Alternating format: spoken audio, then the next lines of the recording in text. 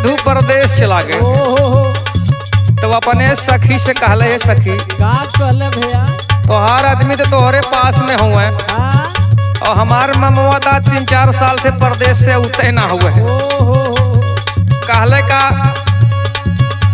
कहले कवने कारणवा पियवा गइला परदेसवा।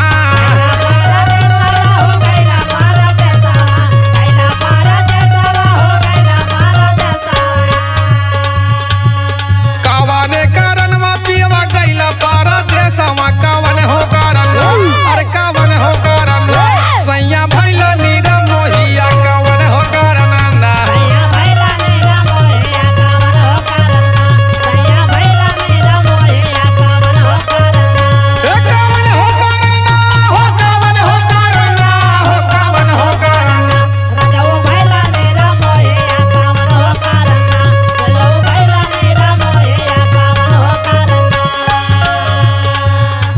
सखी जब से हमार सैया परदेश से ना कुछ अच्छा लगत ना है।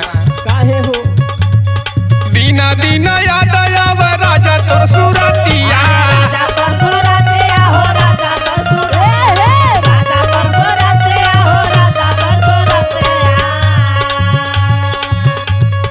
दीना दीना याद आव राजा तोर सुरतिया। जोगिनिया भैली ना, अरे जोगिनिया भैली ना राजा तोहर करनावा। जोगिनिया भैली ना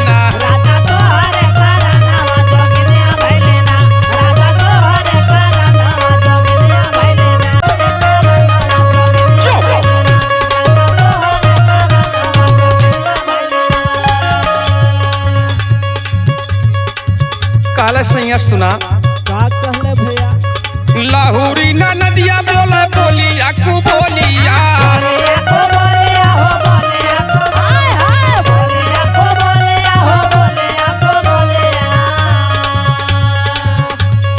लाहौरी ना नदिया बोला बोलिया कु बोलिया। कर जमा बिचवाना, हर कर जमा बिचवाना राजा लागे जल बोलिया। कर जमा बिचवाना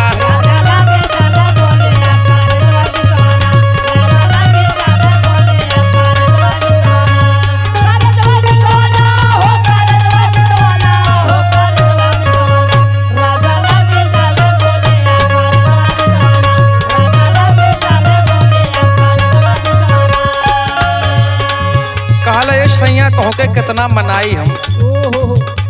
लागत बा कौनो सौतीन के चक्कर में पड़ गए। परदेशवा में अक्सर आदमी परदेश में काम गड़बड़ कर देला है। सुना चंद्रजीत राजू